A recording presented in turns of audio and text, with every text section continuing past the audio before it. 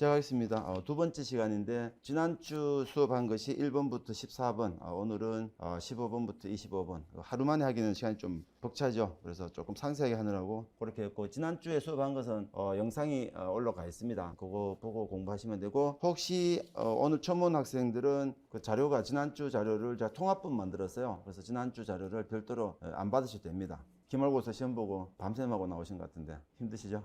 요거는 경찰대 준비한 학생들 언어논리 과목에 관한 수업이고, 학교에서 직접 5월 16일이었죠. 학교 직접 문제 발표했습니다. 죄송합니다. 그래서 1번부터 25번까지 발표했고 60분. 그죠? 다시 확인시켜 드리면 60분짜리 시험이고, 문항은 25문항입니다. 이게 이제 언어논리라는 과목으로 나와요. 과목명입니다. 국어가 아니죠. 논리도 아니고 언어논리죠. 두 결합이 됐다는 뜻이에요. 언어와 논리가 결합이 됐다. 그리고 그 논술 준비한 학생들한테는 독해력 연습이라고 보시면 됩니다. 그래서 겹치는 부분이 상당히 많습니다. 특히 이 부분은 제시문 독해랑 밀접하고, 그리고 그 논리 부분은 넓게 보면 다 독해긴 하죠. 독해긴 한데 일반적인 우리가 제시문 읽고 독해하는 그런 독해는 아니고 논리력입니다. 논리력. 그죠? 넓게 보면 논리력 이렇게 말합니다. 추리와 비판이 결합된 문제다라고 보시면 돼요. 추론과 비판이 결합됐다고 보시면 돼요. 그래서 이 25문항의 문항 그 비율을 보면은 언어이해, 흔히 말해서 비문학에서 많이 보는 문제들입니다. 여기 이제 7문항이죠. 그 다음에 추리, 추론. 학생들을 가장 힘들게 만든 것 중에 하나입니다. 지난주에 우리 수업했던 문제고, 논리 퀴즈 같은 거 약간 같은 느낌도 좀 나고 그래요. 7문제요. 그 다음에 오늘 공부하는 게 이제 논증 비판 6문제, 그리고 종합 판단 해서 종합 판단 5문제죠. 그러면은 총 27문제 되겠죠. 그래서 오늘은 이것만 하는 거죠. 이 부분은 지난주 수업한 영상을 참고하시면 됩니다. 바로 수업 들어갈게요. 이 수업은 제가 예시문항 해제에다가 초점을 맞추는 수업이기 때문에 기타 다른 얘기들은 가급적 자제합니다. 그리고 입시에 대한 얘기는 나중에 상담할 때 여러분이 참고하시면 될 것 같아요. 통합본으로 만들었기 때문에 오늘 올라간 그 자료를 받으시면 1강 자료는 받으실 필요가 없어요. 15번 다음 대화에서 각과 을이 모두 받아들일 주장으로 적절한 것만을 보기에서 모두 고르면, 학교에서 이 문제를 논증 분석 그럽니다. 논증 분석 그래요. 학교가 직접 언급한 거니까 그 용어를 그대로 쓸게요. 저는 뭐 이런 용어 그렇게 동의하지 않는데 논증 분석 그럽니다. 논증 분석. 여러분이 그 제시문 길게 읽을 때, 그죠? 부분적인 단락별 독해할 때 흔히 만나는 그죠? 흔히 만나는 현상들이에요. 로봇의 모습이 사람에게 친근한 동물이나 사람과 닮도록 할 필요가 있을까? 예를 들어 청소한 로봇이 사람처럼 생기거나 강아지처럼 생길 필요가 있을까? 이거죠. 로봇의 기능을 가장 효율적으로 수행하는 로 만드는 것이 중요한데, 사람 모습을 한 로봇을 굳이 만드는 것은 인간적인 것을 선호한다는 사람들의 심리를 이용한 상술에 불과해. 자, 두 가지 논점이 나오죠. 로봇에 대한 논점이다. 그죠? 로봇을 우리가 전체 쟁점을 봤을 때 키워드 분석 5원칙, 제1, 2원칙 할 때, 그죠? 빈출에 주의하라. 로봇에 대한 얘기죠. 문제에서 로봇이란 말이 없을 때 여러분 보면 찾아야 되는데, 문제에서 로봇 그러면 자동 로봇이겠죠. 우리는 제1원칙 논제 연관성. 근데 거기서 알 수 있는 게 없다면 본문수에 찾습니다. 빈출. 그죠? 2번 이상 나와 빈출이죠. 로봇에 대한 논점인데, 로봇이 논점이 두 가지가 나오죠. 하나는 친근성, 또 하나는 기능성. 두 가지다. 그죠? 그 친근성과 기능성. 필자의 논리는 뭐죠? 그 친근성은 뭐다? 친근성은 상술이다. 그죠? 그러니까 그 효율성은 뭐예요? 이거는 기능성에 대한 얘기죠. 그 다음에 사람 모습을 한 요거는 뭐예요? 친근성에 대한 얘기겠죠. 근데 이 사람이 지적하고 있는 것은 친근성이 뭐다? 상술이다. 그러면은 필자의 논리는 뭐다? 기능성을 강조하는 사람이다. 그렇게 결론 내릴 수 있죠. 갑은 뭐다? 기능성에 대한 주장이다. 그 다음에 질문이 뭐요? 갑과 을이 모두 받아들일 교집합을 찾으라는 겁니다. 갑과 을의 공통분모를 찾아라. 그러면은 갑이 말하고 있는 게 무엇인지 봐야 되겠죠. 기능성이다. 여러분이 제시문 독해할 때 단락별 독해할 때 이 단락은 기능성에 대한 글이다. 이런 식의 독해랑 똑같은 맥락이에요. 평가형의 특징은요. 평가형입니다. 논증 비판이라고 하지만 비판형이 평가형이니까. 평가형의 특징은 대화체가 되게 많습니다. 문제 만들기 편하죠. 두 주장을 대립시키면 되니까. 자, 로봇이 사람에게 친근한 동물이나 사람의 생김새와 비슷할수록 사람들은 로봇에 친근감을 느끼고 로봇을 더 소중히 다루게 되지. 아직은 알 수 없지만 어느 쪽으로 살짝 기울어지고 있죠. 친근감. 그죠? 이러다 끝에 가서 하지만 이렇게 나올 수 있으니까 끝까지 가봐야 됩니다. 박스가. 더 소중히 다루게 되지. 그런데 그 유사성이 너무 높으면 오히려 역효과가 나타나. 다시 말해 로봇이 사람과 아주 비슷하면 사람들은 그런 로봇을 섬뜩하게 느끼게 된다는 거지. 그 정도가 아니라면 로봇의 생김새가 인간과 비슷하다는 것은 로봇의 수명이나 인간의 정서 발달에 이런 점이 있다고 생각해야 되죠. 약간의 단서가 붙어 있죠. 단서가 붙어 있죠. 그 정도가 아니라면, 그 정도는 사람들과 똑같을 정도, 너무 섬뜩하다 이거죠. 그 정도만 아니라면 인간과 비슷하다는 것은 정서발달, 그죠? 인간과 비슷, 정서발달, 자, 이롭달이죠. 요거는 어느 쪽이에요? 친근감 쪽이죠. 그래서 재심은 어른, 자 그냥 어른, 재심이 아니죠. 어른. 친근감을 강조하고 있다. 이미 답은 다 나왔죠. 그죠? 해결 다 됐죠. 이 정도면은 여러분 본문 속에서 친근감과 기능성을 동시에 박스가 동그라미가 그죠? 컴퓨터가 그렇죠. 기능성 값 친근감을 요겁니다. 이렇게 특화시켜 버리세요. 보기 질문은 뭐요? 모두 받아들인 두 가지 중에 다 담겨야지 값을 다 읽는 걸 찾으면 되겠죠. 노인에게 심리적 안정감을 주도록 설계된 로봇은 심리적 안정감을 줍니다. 기능성이야 친근감이야? 심리적 안정감이니까 친근감인가? 아니죠. 이 로봇의 기능은 노인들에게 심리적 안정감을 주는 역할을 하는 그 기능을 말하죠. 이 단어가 주는 심리적 안정감에서 친금 이렇게 가면 안 되죠. 문맥상 이거는 친금감이다. 기능성이다. 갑입니다. 기능이죠. 그 기능에 맞게 요 말이 나오죠. 여기 힌트죠. 앞에 나왔던 말이 그 기능. 그래서 앞에 기능이 나왔구나. 사람에게 친근한 동물이나 사람 모습을 갖추는 것이 바람직하다, 타당하다, 바람직하다. 무엇이 친근성, 그죠? 의리죠. 그리고 둘 다 있죠. 맞죠? 둘 다 있다. 어렵지 않죠? 이 정도는 아마 난도가 여러분이 아마 하 정도 될 겁니다. 로봇을 무감정하게 대하는 사람은 주변의 사람들도 비슷하게 대할 가능성이 크다. 자, 사람을 무감정, 그죠? 무감정, 무감정, 비슷하게 대할 어떤 기능에 대한 얘기는 없죠. 친근에 대한, 물론 부정적으로 보긴 하지만 어쨌든 논점은 친근성만 존재하죠. 그래서 이건 친근성에 대한 얘기만 나오니까 을 관련된 얘기만 나왔다. 그죠? 컴퓨터가, 그죠? 박스가 을이죠. 갑이 없습니다. 틀렸죠. 길 안내용 로봇이 실제 사람과 아주 흡사한 모습을 갖도록 설계하는 것은 바람직하지 않다. 자, 바람직한지 아닌지는 중요하지 않습니다. 그죠? 길 안내용 로봇이죠. 기능성에 대한 얘기죠. 갑이죠. 그 다음에 아주 흡사한 모습 뭐죠?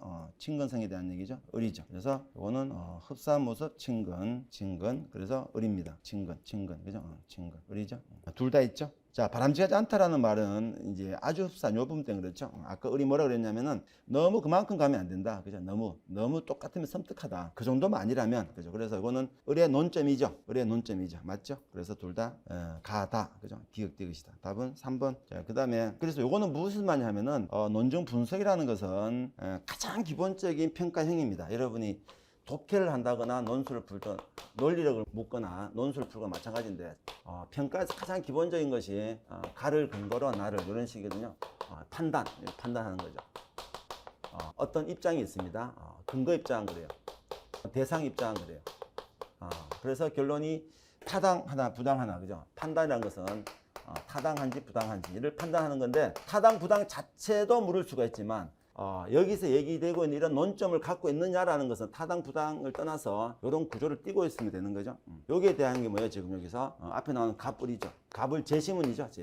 갑을 제시문 앞에 주어진 갑을 제시문이고 여기에 해당하는 것이 복이죠.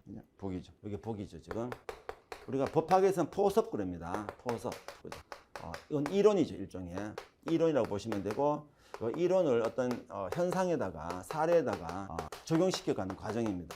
그래서 적용시켰을 때 이제 어떤 판단을 할 수 있는가. 판단은 이제 여러 가지 질문이 나오겠죠. 그거는 질문자가 물어보는 방향대로 가면 되죠. 여기서 말하는 것은 이제 갑을 동시에 다 담고 있는 주장이 뭐냐 이렇게 물었고, 때에 따라서는 갑의 주장으로서 타당한 것은, 을의 주장으로 타당한 것은, 갑을 모두 받아들이기 어려운 주장은, 갑을 모두 받아들일 수 있는 주장은, 여러 가지 질문은 가능하죠. 그런 질문이다. 그래서 근거가 되는 요 입장과, 우리가 논술에서 근거 제시문이라고 하는 건데, 근거가 되는 입장과 분석의 대상이 되는 입장, 이건 복입니다. 이런 구도를 많이 만들어요. 논증 분석.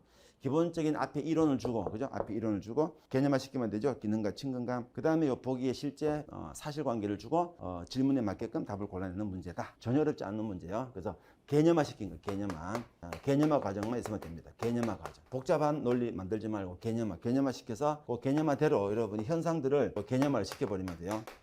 그래서 이게 일치하면은 이제 타당이 되겠죠. 그죠? 아니면은 이제 충돌하면은 부당이 되겠죠. 그런 관계 만들어주면 된다. 가끔은 개념화 시켰을 때 이 개념이 전혀 나타나지 않을 때가 있어요.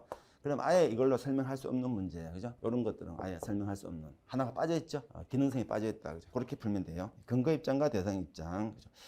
뒤에는 해설이 상세하게 달아놨습니다. 천천히 읽어보시면 될 것 같아요. 그 다음에 16번. 자, 가와 나에 들어갈 주장을 보기에서 골라 짝지은 것으로 가장 적절한 것은 조금 어려워집니다. 기본적인 구조는 같습니다. 기본적인 구조는 논증 분석과 같은 건데 요거는 논박, 그죠? 두 번째 논박. 그래서 우리가 그 평가라는 문제 속에 등장하는 질문의 양태가 크게 자 평가형, 여기는 이제 그 논증 비판 그럽니다. 지금 경찰대 논리학에서는 논증 비판이라고 해서 보통은 평가형 그럽니다. 같은 말입니다. 여기서 질문의 형식은 방금 첫 번째 봤던 논증 분석, 그죠? 논증 분석. 요거는 이제 근거가 되는 입장과 대상이 되는 입장을 질문을 하고 요것을 근거로 이론을 준다 그랬죠. 요거는 이제 어떤 사례를 줍니다. 현상을 주겠죠. 이게 우리 일반적으로 가장 많이 맞닥뜨리는 사고의 문제죠. 우리가 현실에서 이런 걸 많이 보죠. 두 번째 옹호와 반박.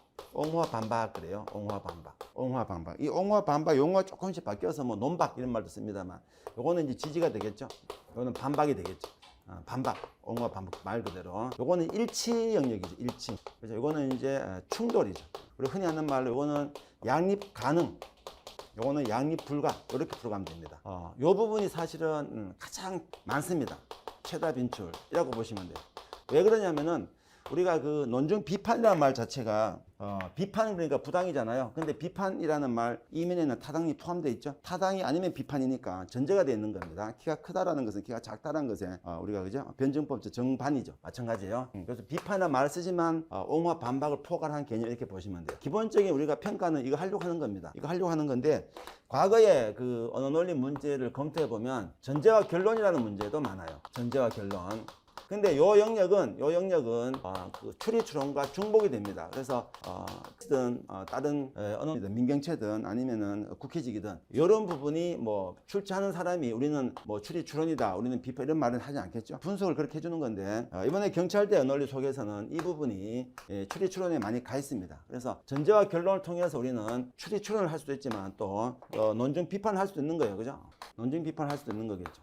왜냐하면은 그거 전제가 잘못됐다 그럼 부당이 되겠죠. 결론이 문제가 많다 부당이 되겠죠. 하지만 전제를 주고 나서 어떤 결론 나오니라고 물어버리면 추리 추론됩니다. 그죠? 전제가 틀려서라고 하면 부당, 논증 비판 쪽이에요. 결론이 틀려서라고 하면은 비판 쪽인데 전제를 주고 나서 결론이 어떤 게 나오니, 어떤 결론 나올 수 있니라고 물으면 추리 추론되는 거죠. 아니면 결론을 주고 나서 이 결론을 위해서 어떤 전제가 필요하니라고 물어버리면 추리 추론됩니다. 둘이는 그래서 같은 쌍둥이 취급하면 됩니다. 그래서 굳이 이 구분은 큰 의미가 없습니다. 전제와 결론 파트 때 이런 게 자주 나오는데 요놈하고 이 전제와 결론 요놈하고 이 옹호와 반박은 굉장히 쌍벽입니다. 왜 그러냐면은 타당과 부당인데 타당과 부당을 얘기할 때 여러 가지가 있어요. 나중에 이건 이론편 할 때 할 텐데 기본적으로 변수의 문제, 변수가 잘못됐다, 변수의 오류, 변수는 맞는데 관계가 잘못됐다, 인과관계 이런 거겠죠.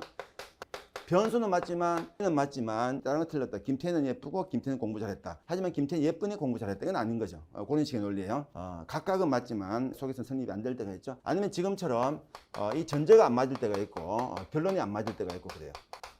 대표적으로 우리가 요 세 가지 정도가 이 옹호와 반박이 많이 활용이 됩니다. 활용이 돼요. 근데 여기서 이제 타당인지 부당인지 물어버리면 여기서 말하는 평가형, 즉 논증 비판의 영역이고 무엇이 필요하니, 자 어떤 변수가 필요하니, 어떤 관계가 필요하니, 어떤 전제가 필요하니, 어떤 결론이 필요하니 라고 물어버리면 추리 추론의 영역이다 라고 보시면 안 돼요. 아주 그 차이가 있어요. 아마 여러분이 논술 공부하는 학생들은 또 논술 재시문 갖고 이런 싸움을 많이 하는데 논술 재시문 약간 거시적이에요. 양이 많아요. 그래서 약간 그런 디테일이 조금 부족합니다. 큰 틀만 벗어나면 되지만 사실은 문제 하나하나 갖고 다 따져봐야 돼요. 자꾸 훈련만 잘 되면은 넓은 거시적인 재시문 볼 때는 더 편하겠죠. 자 보세요. 우리가 도서관에 고용되어 출입구를 지킨다고 생각해봐. 하루는 매우 친한 친구 와서 희귀한 책을 몰래 갖고 나가고 싶은데 눈 감아 달라고 부탁해. 자, 이 눈 감아 달라는 게 중요한 정보죠. 왜? 이것은 불법 대출한 거예요. 지금 정상적인 규칙을 지키지 않는 불법 대출, 그죠? 눈 감아 달라. 그렇지 않으면 굳이 눈 감아 달라 할 필요 없겠죠. 이 책을 몹시 원하는 이 친구를 빼면 지금까지 누구도 이 책을 대출한 적이 없어. 한마디로 이 책은 이 친구 말고 다른 사람에게는 큰 가치가 없다는 거지. 그런데도 왜 우리는 이 친구 부탁을 거절해야 될까? 우리는 왜 지금 값은 뭐 빌려주자 말자 그런 거를 하니까 일단 거절이 전제가 돼 있죠. 거절해야 되는데 그 이유가 뭘까? 자, 이유가 뭘까? 왜 우리가 이런 그죠? 이 부탁을 거절해야 되지? 어차피 이거 아무도 안 보는 건데. 근데 이 친구는 이 책을 그죠? 그 밖에 나가면 안 되는 규정이 있나 봐요. 그건 우리가 알 수 없는 없는데 어쨌든 눈 감아 달라는 요 표현 때문에 불법 대출이다. 그죠? 자, 도서관의 책은 대출할 수 있어도 소유할 수 없다는 것을 우리가 정한 규칙이야. 자, 규칙이다. 자, 소유할 수 있어도 대출할 수 없다. 그죠? 대출할 수 있어도 소유할 수 없다. 또한 도서관에 고용된 사람이 자신의 임무를 다하는 두 가지 규칙 나오네요. 첫 번째 규칙, 두 번째 직원으로서 규칙이다. 그죠? 이 사람이 지금 고용된 사람이죠. 앞에서 뭐라 그랬냐면은 자, 출입구를 지킨다고 생각해봐. 이거죠. 좀 넓은 의미인데 뭐 출입구라 지킨다는 게 무슨 뭐 보안 요원 그런 뜻으로 보다는 지금 도서 대출 관련된 그죠? 저기 업무를 담당하고 있다고 보면 되겠죠. 역시 고용주와 고용인 사이 지켜야 할 규칙이 아닐까? 두 가지 규칙. 이 때문에 친구 부탁을 거절해야 하는 거지. 자, 거절.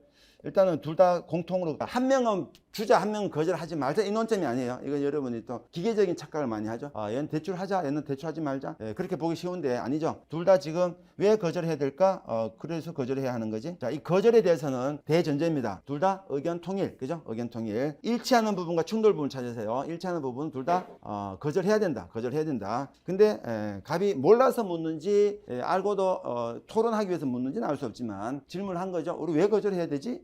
규칙이 두 개 있어. 첫 번째, 이건 대출은 가능하지만 소유는 없어. 그러니까 대출은 어떤 개념이에요? 정해진 대출의 규칙을 지킬 때 대출인 거예요. 아니, 그러면 여러분 이런 비판 안 돼요. 잘 보세요. 이게 논리 비약 중에 하나입니다. 선제 나오면 헷갈려요. 자, 소유할 수 없다 그랬기 때문에 아니, 그래서 친구가 소유하겠다는 뜻이 아니었잖아요. 친구도 대출하겠다 그러잖아. 지금 대출. 몰래 대출입니다. 몰래 대출, 몰래 대출. 몰래 대출이죠. 몰래 이거는 대출의 개념이지 소유 개념으로 친구가 내한테 야, 내가 가져갈게 좀 줘. 라고 하면 이 토론 자체가 무의미합니다. 이거는 전혀 우리가 일반적인 상식 자체를 이탈했기 때문에 논리적 비약이죠. 그래서 대출하긴 하겠는데 좀 몰래 하자. 지금 대출 허용이 안 되나 봐. 그죠? 그랬을 때 우리 이렇게 말해요. 이 얘기를 너무 확대해서 하면은 여러분 뭐라 그래요? 아니, 저기 친구가 소유하겠다는 뜻이 아니었고 대출하겠다고 했으니까 우리 이러한 주장은 이거는 그죠? 이게 오류다. 이렇게 지적을 하면 안 된다고. 왜? 여기서 말하는 대출의 개념 자체가 뭐예요? 여러분이 군대 가면 이제 뭐 공무원도 마찬가지인데 상하 명령 복종 관계겠죠. 자, 쉬는 날 그죠? 그 사령관이 병사를 불러서 우리 집 청소 좀 해. 우리 이사 가는데 이삿짐 좀 날라줘라고 했어요. 근데 그 병사가 안 됩니다, 됩니다. 그리고 그건 제 업무 아닙니다라고 거절했습니다. 이거 명령 불복종일까 아닐까? 아니죠. 명령 불복종이 전제는 뭐예요? 명령이어야 됩니다. 명령이라는 것은 적법한 업무상 지시입니다. 적법한 업무상의 지시. 병사의 업무 중에 그 사령관의 이삿짐 나르는 일을 도와주는 것은 포함되지 않아요. 될 리가 없죠. 그건 군복무 속에 들어가요. 이건 사적인 건데. 그러니까 그 범주 안에 들어가야 돼요. 근데 이거는 지금 대출할 수 있어도 소유할 수 없다. 이 말은 불법 대출하는 것 개념 자체가 대출이 아니기 때문에 말하는 겁니다. 대출의 개념은 정상적인 규칙을 지킨 대출. 그게 대출을 보는 거예요. 그렇죠? 그래서 진술은 전혀 하자가 없어요. 이거 따지고 있으면 안 돼요. 그렇죠? 살짝 따질 수 있습니다. 너무 막 따지다 보면 그까지 다 따지게 돼요.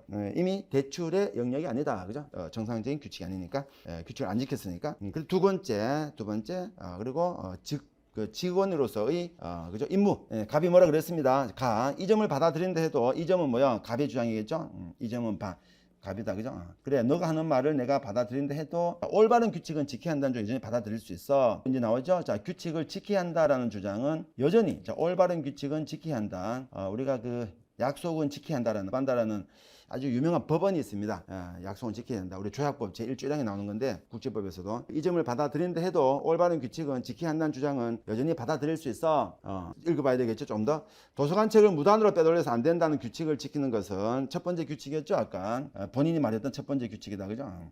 무단으로 빼돌려서 안 된다라는 규칙은 첫 번째 규칙이죠. 앞으로 도서관 이용할 사람들에게 이런 결과를 가지고 올 것이라는 점에서 올바른 규칙이지. 자, 올바른 규칙은 지키는데 올바른 규칙을 얘기를 해야 되죠. 아주 논리적인 대화법입니다. 그죠? 같은 거죠. 올바른 규칙은 지켜야 되는데 그럼 올바른 규칙이 뭐니? 이렇게 물어보면 곤란하니까 그 올바른 규칙은 뭐다?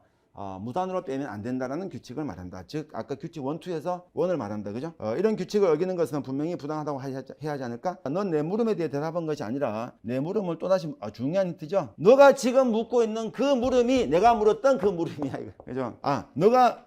너가 말한 그 답이 내가 바로 물었던 그 물음이야. 그럼 얘가 또 물을 겁니다. 여기서 우리는 중요한 얘기를 할 수 있죠. 이 그리고 이때는 번호를 붙여주세요. 이제 갑1, 그럼 을1, 그죠? 첫 번째 대화, 이제 갑2, 을2, 자, 갑을의 두 번째 대화, 갑3, 그죠? 을3는 없습니다. 갑1, 2, 3가 있고, 을은 1, 2가 있죠? 그럼 여기서 여러분이 갑2, 3야, 그죠? 가나.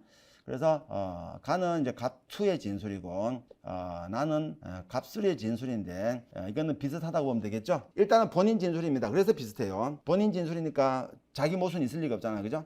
본인 진술이니까 비슷할 수밖에 없고. 두 번째, 너가 말한 그 말이 내가 물음에 대해서 그 물은 건데 너는 내 물음에 또다시 묻고 있는 셈이야. 얘는 한 번 더 물어야 됩니다. 그래서 내가 이걸 물었다니까 한 번 더 물을 겁니다. 그래서 가나는 아주 비슷해야 된다. 그죠? 더구나 동일 인물이다. 자, 첫 번째 조건, 이 갑 2, 3는 비슷한 질문을 할 것이다. 그 스텝 바이 스텝이 아니에요. 자기 본인이지만 1단계 질문, 2단계 질문, 3단계 질문도 있을 수 있잖아요. 질문의 방식이. 그게 아니라 얘가 질문에 답을 안 했기 때문에 내가 물었는데 또 되묻고 있어요. 야, 내가 그거 방금 내가 물은 게 그거라니까?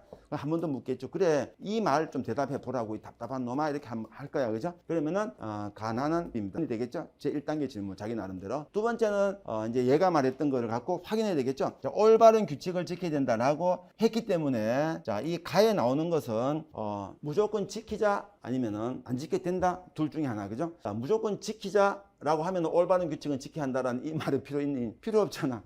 갑 자체가 무조건 지켜야 된다 라고 해버리면 그래, 무조건 지켜야 된다고 하는 말을 받아들인다 해도 올바른 규칙은 지켜야 하는데 말이 이상하잖아요. 같이 지키자고 하는데, 이거는 이제 우리가 양보절 그러죠. 영어에서 비록 뭐뭐라고 할지라도 라는 것은 앞에 뒤에 나오는 것에 대한 반대측 논리입니다. 그죠? 그래, 그렇게 한다 할지라도 우리는 그죠? 공부는 인생의 전부가 아니야. 그죠? 그러면 그래, 좋아, 공부가 인생의 전부가 아니라는 것을 받아들인다 할지라도 그래도 공부는 할 필요가 있지 않을까, 이렇게 한단 말이에요. 그죠? 그래서 요 양보절이라는 것은 100% 그러나 같은 역접은 아니지만 논리적으로 앞에 나온 것과 뒤에 나온 것은 약간의 반대 개념을 들어야 됩니다. 그래서 올바른 규칙 지켜야 한다는 것은 우리는 규칙을 지키지 않아도 될 수 있다, 규칙을 안 지켜도 된다는 논리 나와야 되겠죠.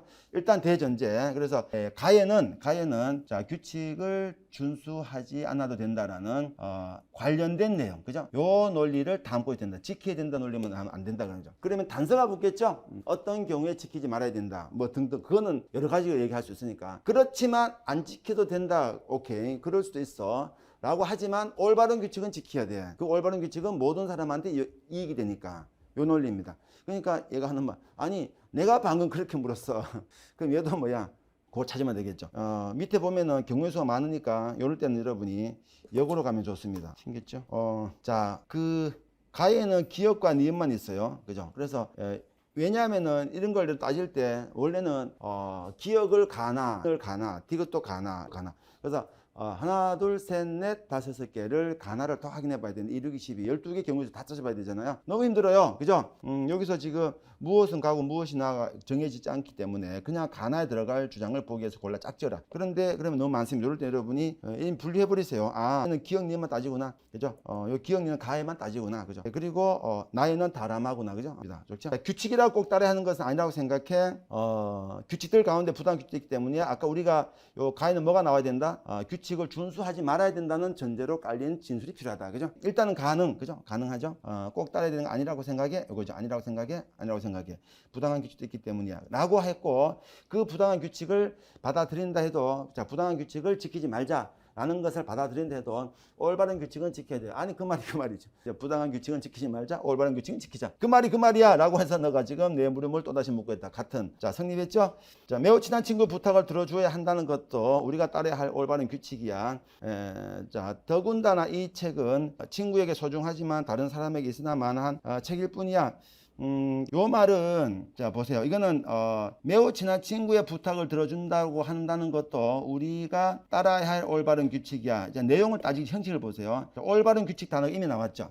그러면 이 올바른 규칙이라는 이 얘기를 갑이 했다는 겁니다, 지금. 갑이 했다는 것은, 이 말이 성립이 되려면은, 올바른 규칙은 말이야, 이것도 올바른 규칙이야 라고 말하고 있는 거예요, 이거는. 이것도 올바른 규칙이야. 그렇다면, 이 갑의 진술이 되려면은, 앞에는 뭐가 나와야 돼요? 올바른 규칙에 대한 내용이 이미 등장을 했어야 돼요. 이미 등장을 했어야 지금 매우 친한 친구의 부탁을 들어준다고 한다는 것도 우리가 따라야 할 올바른 규칙이야 라고 말한단 말이야. 내용이 맞고 틀리면 일단 나중에 뭐 형식적으로 성립이 안 되죠. 왜? 올바른 규칙에 대한 정의는 그 다음 을이 나옵니다. 갑 뒤에 나왔어요. 갑 뒤에. 근데 이게 성립이 되려면 갑 앞에 있어야 됩니다. 갑 앞에 올바른 규칙이라는 것에 대한 논리가 먼저 등장을 해야 돼요. 등장을 했어야 됩니다. 그죠? 등장 안 했죠. 그래서 이건 될 수가 없죠. 그래서 그죠? 가에는 기억이 된다. 됐죠? 그 다음에 올바른 규칙을 따르는 것은 정당한 일이라 해도 친구의 부탁을 거절하는 것이 것이 올바른 규칙이 따른 것일까? 앞에 올바른 규칙 나왔죠? 논점이 올바른 규칙이죠? 오케이. 이거는 지금 나와 관련된 거죠? 나와 관련된 거니까 상관이 없죠? 이미 앞에서 을이 올바른 규칙을 언급을 했으니까 갑이 이걸 받아주고 있죠? 올바른 규칙을 따르는 것은 정당한 일을 할지라도 친구의 부탁을 거절하는 것이 올바른 규칙을 따른 것일까? 이게 내가 묻고 싶은 거거든. 자, 나도 여기까지 인정. 둘이 대전제죠. 그건 통일. 내 같은 건데 너는 계속 올바른 규칙만 설명하고 있다. 올바른 규칙이 전제가 된 상태에서 그 다음 내용을 물었다는 거예요. 올바른 규칙이 전제가 된 상태에서 나는 그 다음 질문을 물었는데 너는 지금 올바른 규칙만 말하고 있지. 그러니까 너는 지금 내가 했던 물음을 다시 반복하고 있었던 거야 라고 지금 항의하고 있는 겁니다. 됐죠? 성립했죠? 그래서 올바른 규칙을 중심으로 앞뒤 연결고리가 만들어진다. 이 논리의 키워드는 올바른 규칙이다. 그죠? 올바른 규칙을 중심으로 앞뒤 논리. 그래서 가에는 올바른 규칙이 등장하면 안 되니까 니은은 답이 될 수가 없다. 그죠? 그리고 뒤에는 올바른 규칙을 내가 묻고 싶었는데 너가 왜 묻냐? 이렇게 묻고 있죠. 답은 그래서 디귿입니다. 디귿. 다른 건 왜 안 되는지 볼까요? 안 되는지 봐야 되죠. 우리 공부니까 이거는. 시험 칠 때는 일단 답이 끝났어요.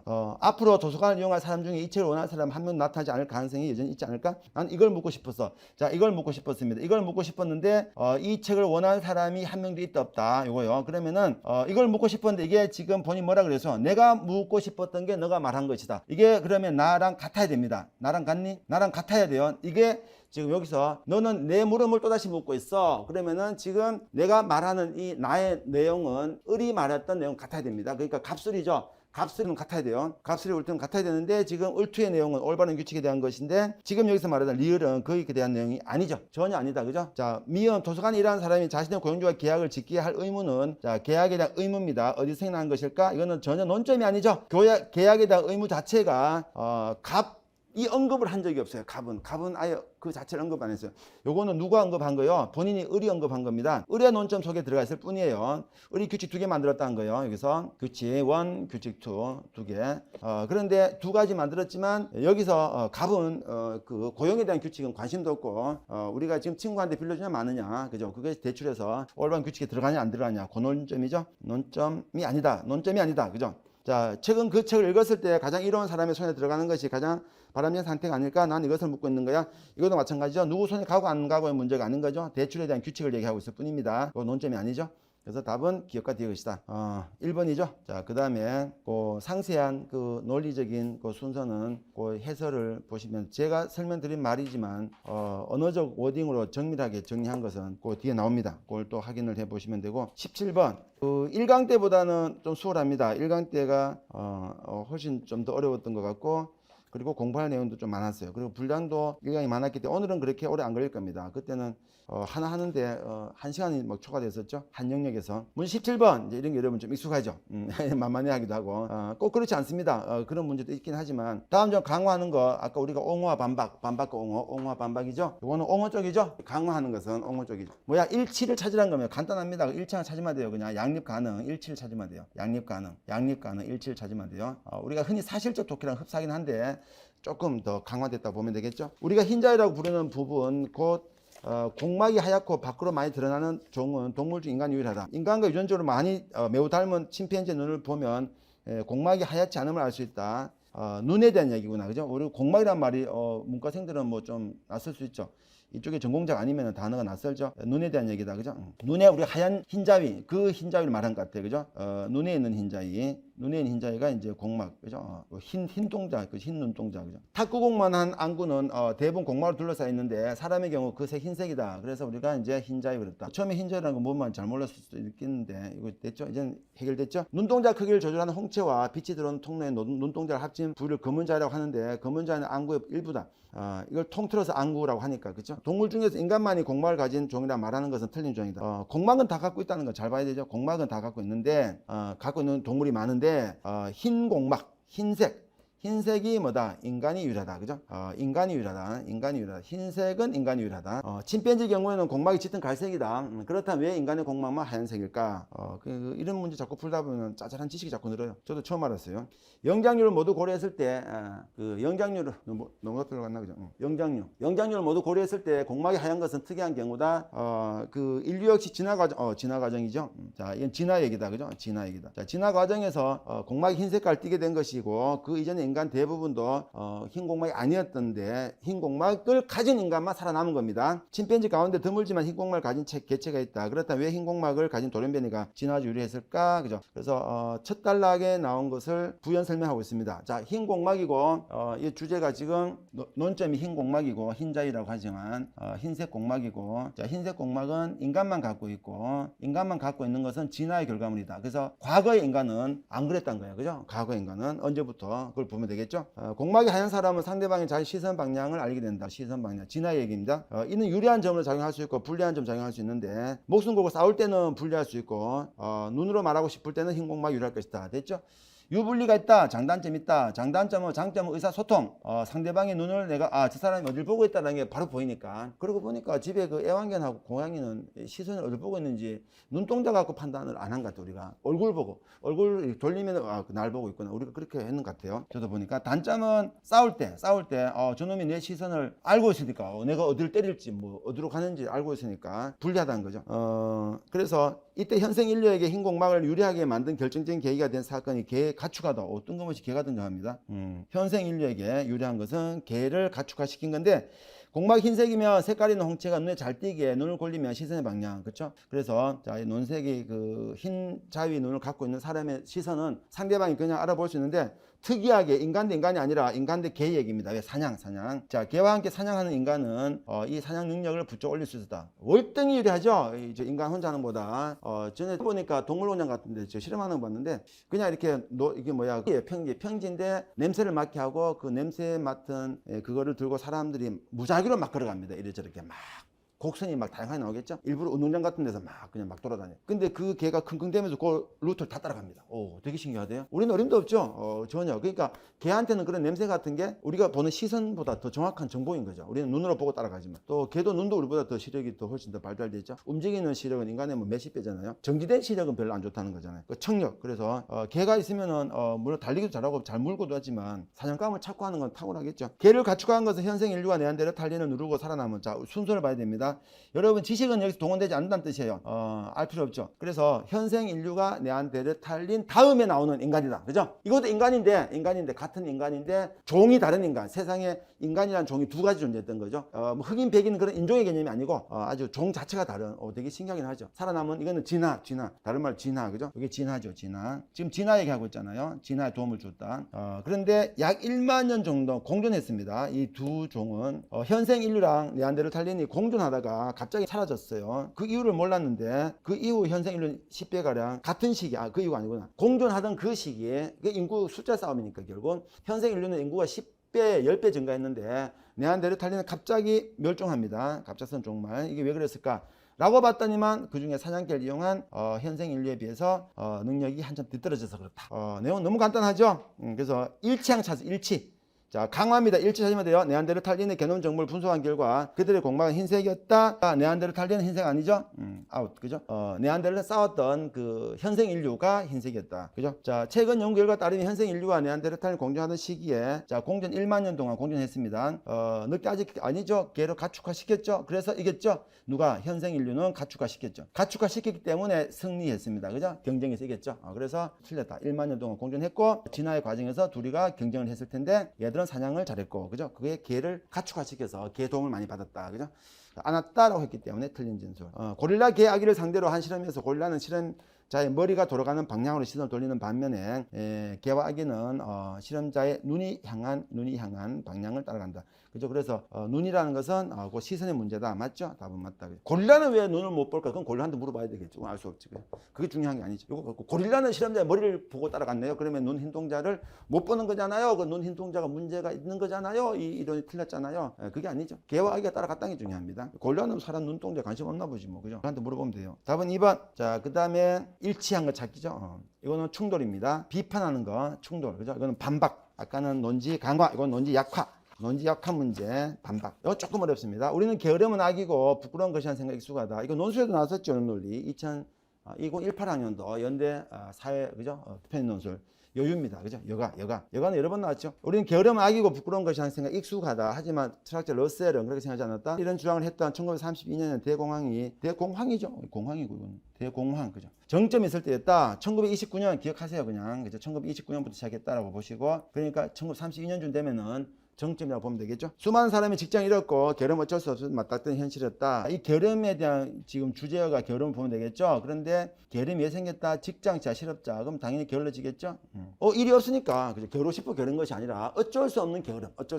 러셀은 사회가 마주해야 할 위기는 대규모 실업의 위기가 아니라고 정했고 사회에 필요한 것은 일과 여가에 대한 이해를 새롭게 하는 것이다. 지정인데 지금 논증입니다. 러셀 좀 따라가야 되죠. 자, 러셀은 그 게으름은 부끄러운 게 아니다라고 했던 게 대전제입니다. 그렇게 생각하잖아요. 첫 문장에서. 그죠? 그 다음에 또 나왔죠. 러셀에 따르면 뭐라 했냐면은 우리가 해야 될 것은 실업 자체도 문제이겠죠. 실업이 뭐 문제 아니라고 할 수는 없죠. 근데 그 위기가 아니라 일과 여가에 대한 새로운 이해, 뭔 말이야, 그죠? 좀 더 가봐야 됩니다. 러셀에 따르면 우리가 해야 할 일은 사회 구성원 중 일부 노동에 시달리고 나머지는 직장 없이 궁핍하게 살아가는 경제 체계를 계획하는 것만이 아니다. 그러니까 경제 자체에 대한 얘기를 하는 게 아니다, 그죠? 오히려 노동을 통한 경제 생산 능력에 비례하여 자신을 평가하도록 만드는 문화에 도전한 것이다. 자, 우리가 그래서 그 자신에 대한 사람에 대한 평가가 생산 능력에 비례해서 사람 평가하는 거 이거 잘못됐다 그죠? 생산 능력에 비례해서 평가하는 거 그러면 사람은 일을 많이 시킬 수밖에 없잖아요. 평가를 잘 받으려면 야근도 해야 되고 그리고 이거 할 사람 내가 손 들고 막 제가 막 자원해 갖고 해야 되고 그냥 이 4시간 중에 20시간 일하고 4시간 또 밤새고 또 출근하고 그러면 사장님 막 그죠? 박수 쳐주고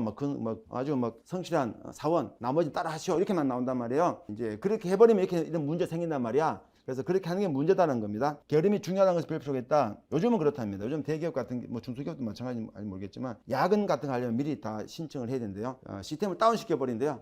퇴근 후에는. 왜 굳이 근무 시간에 일 못하고 굳이 남아서 일하냐. 너가 증명하라 이렇게 하는 거죠. 그러면 특별 프로젝트가 있다 이렇게 증명해야 되는 거죠. 일단은 게으름은 중요하다는 것이 러셀의 주장, 그죠? 주장. 게으름을 긍정적으로 보고 있는 사람이다. 그죠? 왜? 출발이 뭐였어요? 길게 읽었지만 게으름은 나쁘다는 게 출발이었고 반대측 견해다. 그죠? 이와 같은 거를 우리가 심층적 구조로 했죠.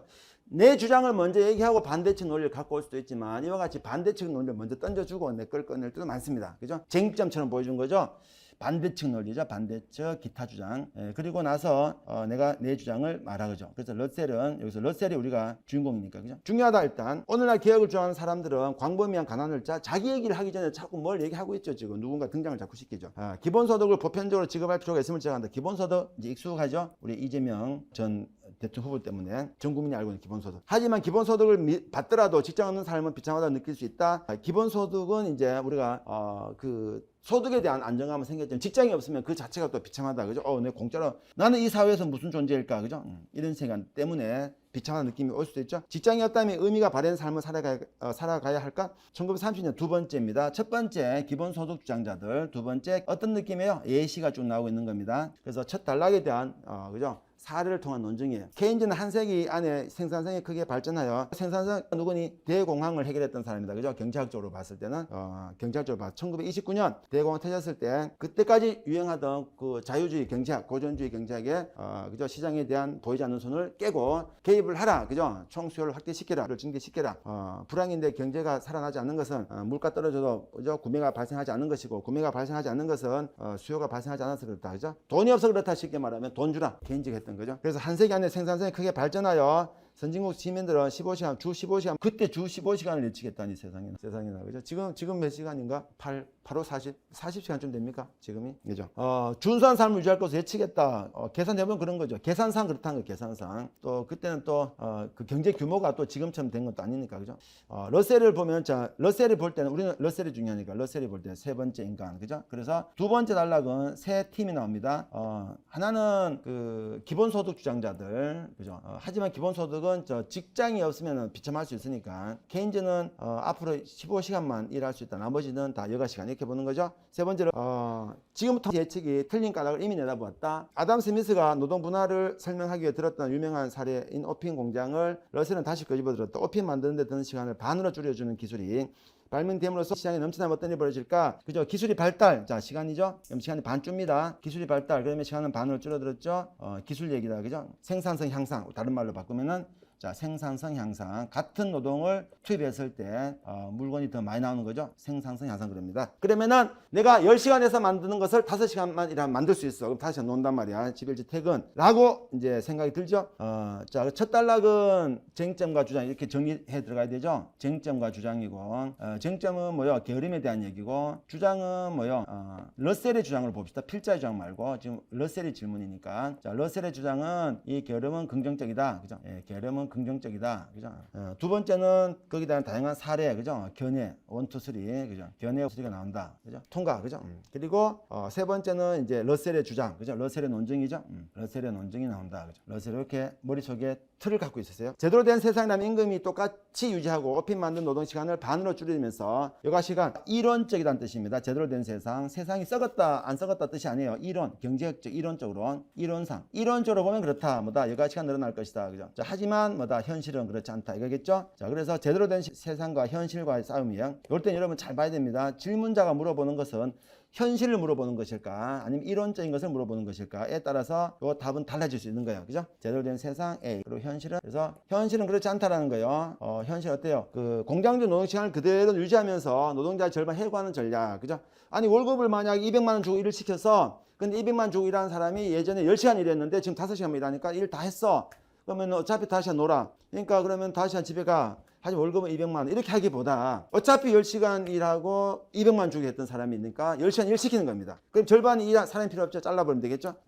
공정주 입장에서는 임금이 세이브 되죠. 이게 나쁜 게 아니죠. 경제학적 마인드죠. 그냥 왜냐하면 어차피 10시간 일 시키려고 200만 원 줬으니까 그죠. 그게 뭐가 문제야. 이렇게 볼 수도 있는 거죠. 그래서 이거는 경제학적 악덕이 아니라 경제학적 결론이죠. 현실에서 노동자 절반을 해고하는 선택을 할 것이다. 결과적으로 기술 발전 생산 같은 얘기다. 기술 발전 생산성 향상 어디 있었지 아까? 요 기술이죠.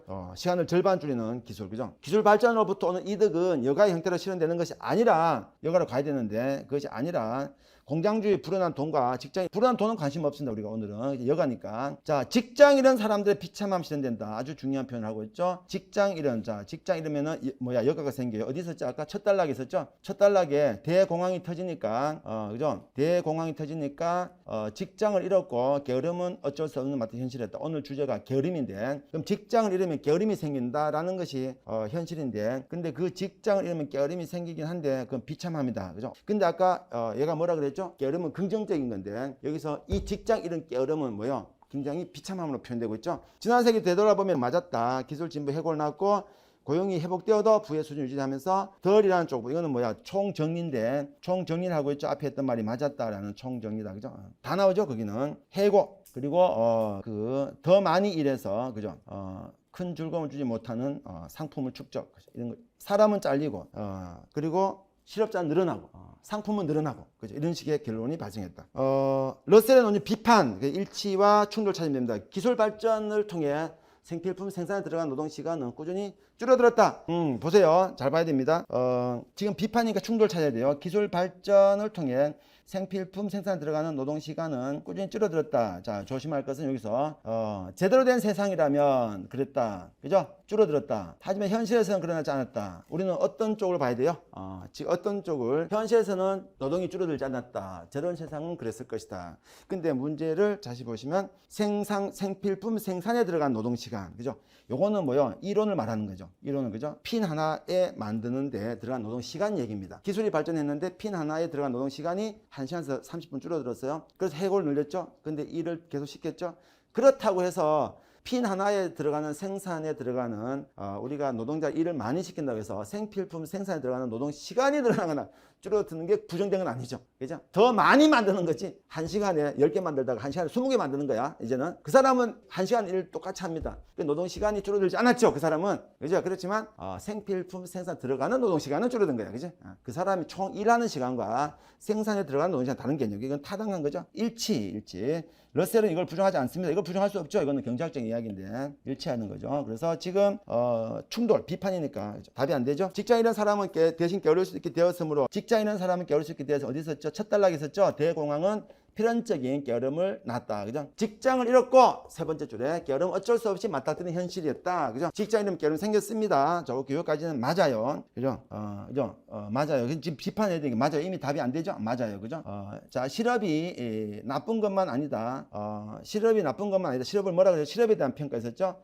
직장 잃은 밑에서 네 번째 줄 직장 잃은 사람들의 비참함을 실현된다. 그죠? 비참함. 실업은 비참함으로 표현했죠. 그래서 비참함, 나쁜 것만 아니다라는 요 부분은 요거는 충돌 맞습니다. 이거는 비판의 근거가 돼요. 충돌 포인트죠. 요 부분은 맞죠. 근데 요 부분은 일치 포인트입니다. 그래서 이렇게 됐기 때문에 요거는 답이 될 수가 없다. 비판의 논거는 될 수 없다. 그죠? 요 부분 일치하고 있으니까 답은 될 수 없죠. 기술 발전을 통해 줄어든 노동 시간의 혜택이 노동자에게만 돌아가는 것은 옳지 않다. 자, 기술 발전 통해 줄어든 노동 시간의 혜택은 뭘 말하죠? 여가입니다. 여가. 그죠? 자, 여가. 그래서 이 여가를 러셀은 늘리자라는 거잖아요. 늘리자. 그런데 여기서는 노동자한테 줄 수는 없다. 그죠? 노동자, 그게 뭐예요? 고용주 입장이죠. 고용주 입장. 이 고용주 입장은 러셀과 충돌된 입장 맞죠? 러셀이 받아들일 수 없는 양립 불가입니다. 그죠? 그래서 이거는 답이 될 수 있다. 비판해 놓은 거 충돌 입장 불일치. 그죠? 여기 1번 갖고 살짝 헷갈려 합니다. 1번 갖고 살짝 고민하고 있어요. 학생들 풀어보면은. 그죠? 답은 그래서 2번, 19번. 이런 거 보면 막 긴장하죠. 갑자기 막 전열을 이제 가다듬고, 내 이제 최대한으로 풀어봐야 됩니다. 막 그렇게 생각이 들죠. 그죠? RP 막 올라가야 되죠. B는 상대방의 이익을 위해 행동하기로 미락했다. B는 거짓말하지 않았다는 결론을 내리기 위해 필요한 최소한의 정보를 정보에서 빠짐없이 고르면 뒷부분이 까다롭네. 필요한데 최소한인데 빠짐없이 골라라. 이거 무슨 말? 약간 나 이거 잠깐 또 헷갈렸어요. 최소한의 정보는 다 골라. 최소한 정보를 다 골라라. 그럼 최대한의 정보라고 해야 되지 않나? 필수적인 정보를 다 골라라. 이런 뜻이죠. 그죠? 그래서 너무 따지다 보면 그런 문장도 막 따지고 하고 막 그래요. 어렵지 않습니다. 자, 우리가 논증할 때 지난주에 연습 많이 했던 건데, 여러분, 요는, 원래는 그 언어이해 문제 풀다 보면, 평가, 비판 쪽에서 논증 문제를 많이 풉니다. 근데 경찰대는 그렇게 안 했어요. 좀 뜻밖긴 한데, 여러분이 논증 문제 풀 때, 논증 문제거든. 넓게 보면 논증 문제입니다. 근데 타당성까지 가면은 비판 문제, 그냥 내용까지만 가면은 이제 추리 추론 문제인데, 논증 문제 풀 때 여러분 가장 필요한 지식 하나 필요한데 이겁니다. 이거 알고 있는 게 좋아요. 그리고 not q이면 not p다. 그죠? 같은 거다. 그죠? 우리가 이걸 후권, 그죠? 후권 부정의 법칙 그래요. 후권 부정의 법칙. 자, 조심할 것은 함부로 이것을 not p면 다. p 이렇게 하면 안 된다는 거예요. 그죠? 이거는 정권 부정의 오류. 말이 되는 것처럼 보이는데 논리학적으로 말이 안 됩니다. 언어적으로 말이 될 때가 좀 있어요. 이거는 후권 부정의 긍정의 오류. 앞에 것을 이제 정권 그리고 뒤에 후권 그립니다. 용어입니다. 전제와 결론이에요. 그냥 조금 떼서 보이잖아. 오늘 문제 푸는 데는 별 도움은 안 주지만 진리 집합도 필요하죠. 이거 지난주 문제는 이거 갖고 이 문제가 거의 대다수 문제입니다. 되게 복잡한 게 많이 나오죠. 자, 때는 그죠. F일 때는 이제 그리고 F일 때는 F일 때는 앞에가 뒤에 상관없이 T입니다. 진리 집합. 그죠. Q다. Q다. 그죠. Q다 진리 집합입니다. 이것도 기억해야 되죠. 그래서 이거 집합으로 바꾸면 그래서 이 집합기로 바꾸면은 이제 집합기호가 아니라 그죠. 이걸 바꾸면 나피와 Q가 되죠. 나피와 같은 겁니다. 맞죠? 보면은 나피와 나피 그죠? 나피 F죠. F일 때는 Q랑 상관이 없습니다. 둘 중 하나만 있으면 되니까 무조건 T입니다. 이게 나피와 Q예요. 나피일 때 P가 참이 아닐 때, 나피일 때 무조건 뒤에 참이다. 나피일 때는 뒤에 뭐가 나오든, T가 나오든 F가 나오든, 그죠? 나오든 무조건 참이다. 그 뜻이고, Q일 때, 그러니까 Q일 때, 그때죠? 자, 이때는 앞에가 뭐가 상관없든 무조건 뒤에 참이다. 그 뜻이에요. 그래서 같은 거다. 나피와 Q. 그래서 하나 더 나옵니다. P와 Q. 그래서 요 문제는 요걸 갖고 자유자재로 변화를 자꾸 시켜봐야 돼요. 언어적으로는 말이 헷갈리니까 바꿔놓고 보는 겁니다. 왜냐하면 이렇게 말하면 헷갈려. 잘 이해가 안 가. 이거 바꿔놓고 봅니다. 그러면 이해가 잘 될 때가 많거든요. 이렇게도 바꿔놓고 보는 것도 있고, 그죠? 그래서 제가 여기 있는 정보는 최소한 여러분이 논증 문제 풀 때 자주 등장하는 문제다. 나머지는 일반적인 독해력도 물론 동원됩니다. 일단 주어진 전제 두 가지겠죠. 자, 밀약. 약속했다. 상대방 이익을 위해 행동하기로. 둘 다 상대방 이익을 위해 행동하기로 약속했고, 이는 거짓말하지 않았다라는 결론을 도출하라는 겁니다. 전제와 결론. 그죠? 전제와 결론을 도출하기 위해 필요한 전제가 뭐냐 이겁니다. B는 거짓말하지 않았다라는 걸 도출하기 위해서 여기서 정보를 찾아보세요. 변수. 자, 뭐가 있죠? 이익. 그죠? 이익이 아니고 약속. 19번이구나. 그죠? 이익이죠. 이익. 그리고 두 번째 약속. 그죠? 밀약 그러니까 좀 무섭다. 그죠? 약속.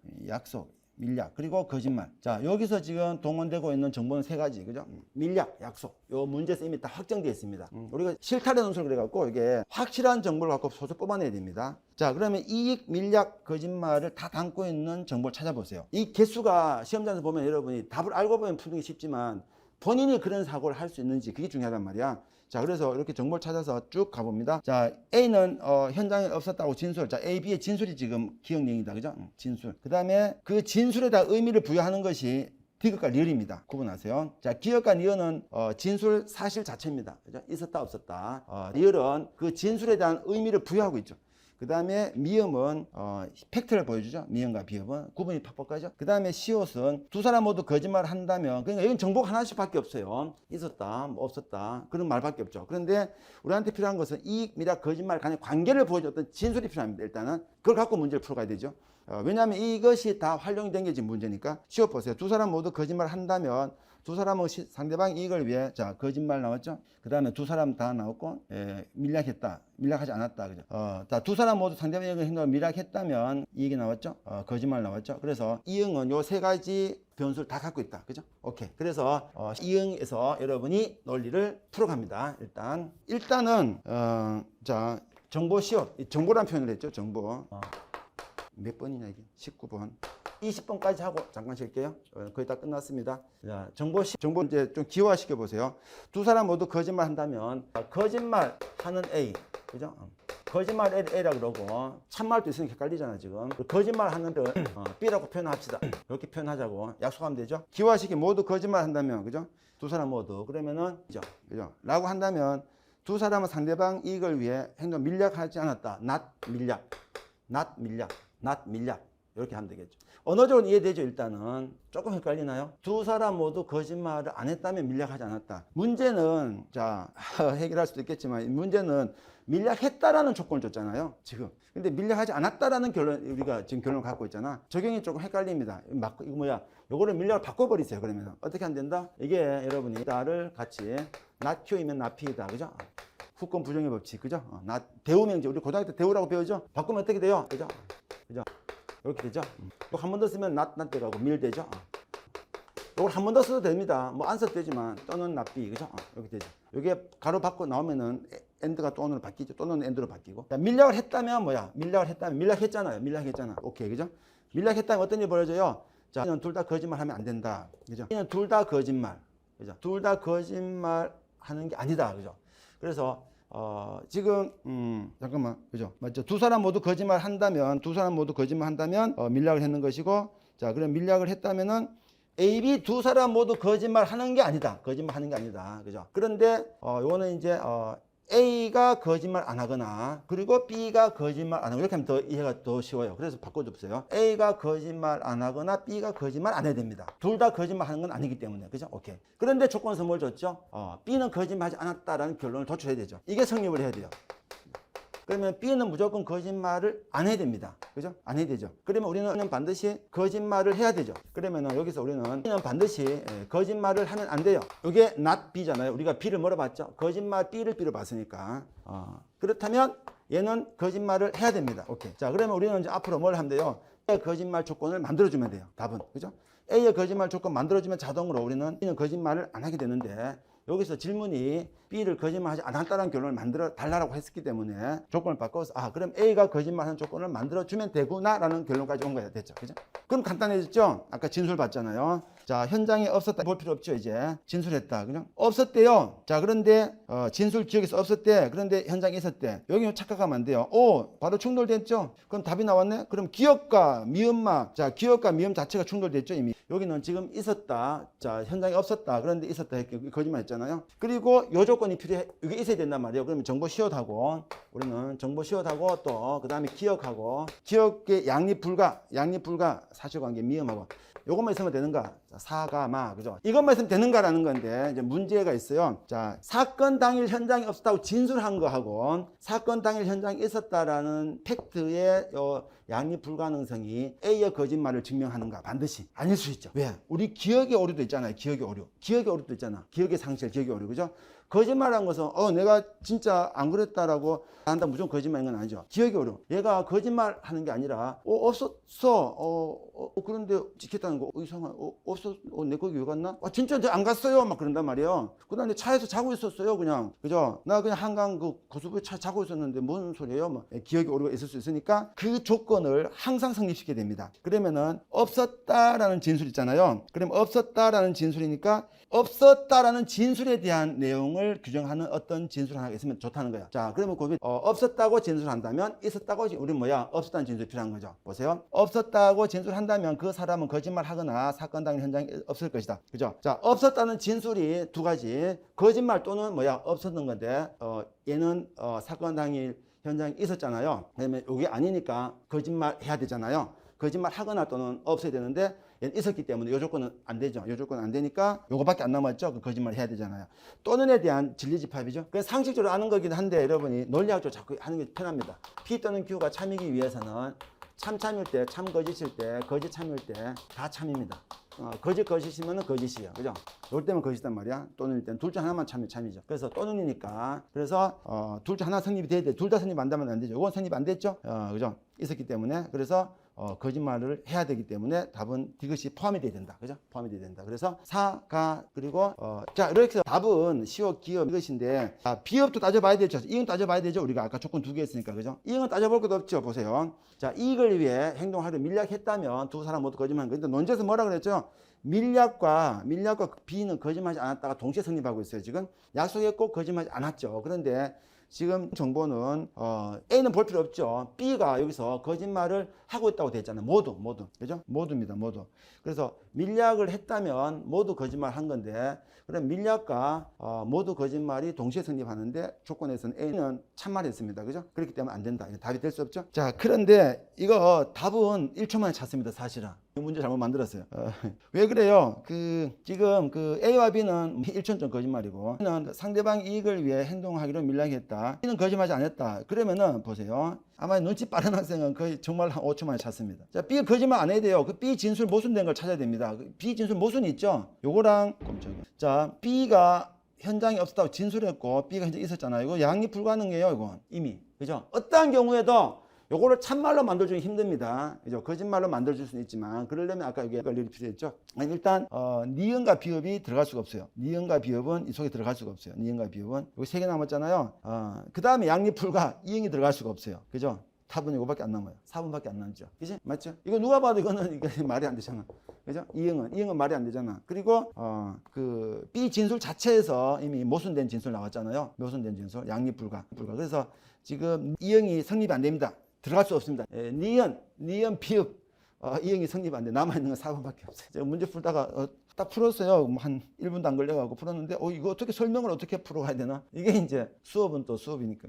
객관식은 이런 점에서, 그래서 이제 연고대 같은 경우는 논술을 자꾸 보는 이유가 이걸 풀었다고 하는 것이 이걸 이해했다고 보는 걸 증명할 수 있는가 이거예요. 그죠? 이런 식으로 풀 수 있으니까 우리가. 근데 이게 너무 조건이 너무 명확했어요. 너무 명확해갖고, 참말하는 B를 찾으라 그래 놓고는, B에 충돌되는 진술 두 개를 갖다 얹어놨잖아요. 이게 이제 모의 문제의 특징 중에 하나죠. 모의 문제 특징은, 이제 문제 퀄리티도 필요하지만 이런 형식의 문제다 이걸 보여주려고 하는 게 있으니까 그러다 가끔 답은 쉽게 나오는 거죠. 다음 그래서 자 20번 다음 그래서 제시된 논증을 개선하기 위해 이게 이겁니다. 이거는 논증 개선이고 앞에 논증 만들기라고 지금 논증 수정입니다. 이건 논증 수정, 논증 만들기인데 그런 건 뭐 굳이 필요는 없지만 이제 논증 만들기라는 이제 범주입니다. 논증 만들기.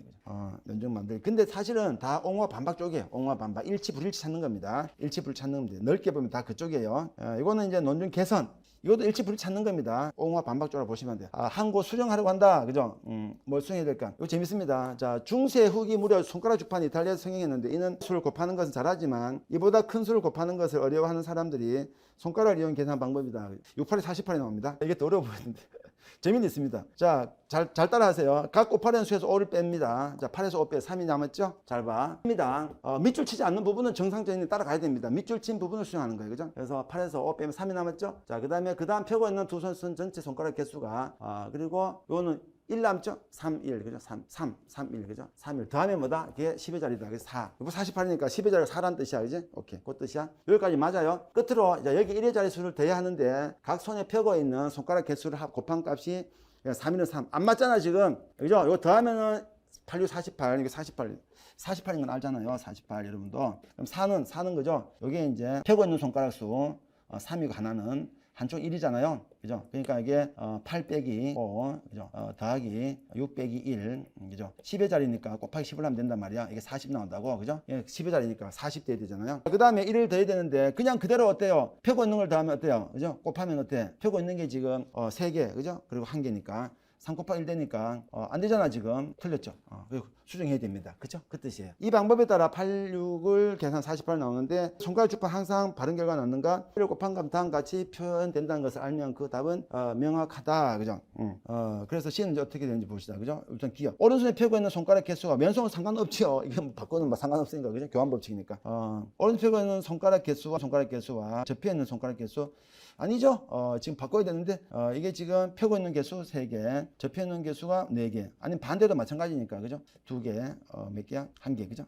어쨌든 8이 나와야 돼. 8이 안 나오죠? 틀렸다. 그죠? 틀렸다. 8이 안 나온다. 그죠? 그다음 그 3개니까 접혀 있는 게 2개. 그죠? 1개니까 접혀 있는 게 4개. 그죠? 그러면은 2, 4, 8 맞네요. 접혀 있는 개수를 곱하니까 맞다. 그죠? 그래서 여기 틀렸는데 이거는 그냥 곱했는 것이고 접혀 있는 개수. 그죠? 그래서 요거는 이다. 기억은 일단 이다. 그죠? 자, 기억은 답이 나와 버렸네요. C는 뭘까? C는 보세요. 이제 이거 어느 정도 이해를 묻는 거죠. 수학 아닙니다. 2, 그죠? 2 빼기 5. 아까 그랬죠? 우리가 여기 했죠? 그죠? 8 빼기 5. 그죠? 8 빼기 5. 그죠? 8 빼기 5. 5를 뺍니다. 그리고 6 빼기 1. 그죠? 그것도 곱하기 10하면 뭐가 돼요? 10의 자리. 맞죠? 맞네. 요건 앞부분은 10의 자리다. 그죠? 요게 뭐예요? 요게 5를 뺀 숫자를 더해서 곱하기 10을 했다. 5를 뺀 숫자를 더해서 곱하기 10을 10의 자리. 맞죠? 전반부. 후반부는 뭐야? 후반부는 뭐가 바뀌었죠? 우리가 지금 접혀 있는 숫자, 접혀 있는 손가락. 이거는 이제 10의 자리. 곱하기 10 했으니까 이건 1의 자리. 맞죠? 10의 자리, 1의 자리. 요거는 뭐요? 이거는 접혀 있는 숫자입니다. 접혀 있는 숫자 곱한 거죠. 맞죠? 접혀 있는 숫자를 말하는 겁니다. 손가락 10개니까. 그죠? 5개에서 내가 뺀 숫자 나머지 5개 남아있잖아요. 그거 더해야 되죠. 그래서 그 전체에서 빼야 되죠. 전체에서 빼야 접현이 나옵니다. 전체에서 빼야 접현이 나와요. 전체에서 안 빼면은 마이너스 값이 나올 수가 있죠. 8을 5 빼기 8 하면 마이너스 3 되잖아요. 해줘야 돼요. 접현은 숫자입니다. 접현은 숫자 2개 곱한 거 2, 4, 8 나왔죠. 맞는 진술입니다. C는 고칠 게 없습니다. 그래서 답은 2번. 이거는 고칠 게 없으니까. 그죠? 약간 논리 퀴즈 같은 문제다. 그죠? 네, 잠깐 쉬었다가 뒤에는 조금 더 빨리 풉니다. 문제가 5개 남아있는데 21번부터 25번까지 5개 남아있는데 사실은 제시문 2개밖에 안 돼요. 그래가 이제 다문항 논제입니다. 다문항. 그래서 한 제시문 다 문제 2개, 3개 붙어 있기 때문에 조금 빨리 끝날 거니까 조금만 더 기다려 주세요. 그렇죠? 한 5분 정도 쉬었다가 바로 할게요.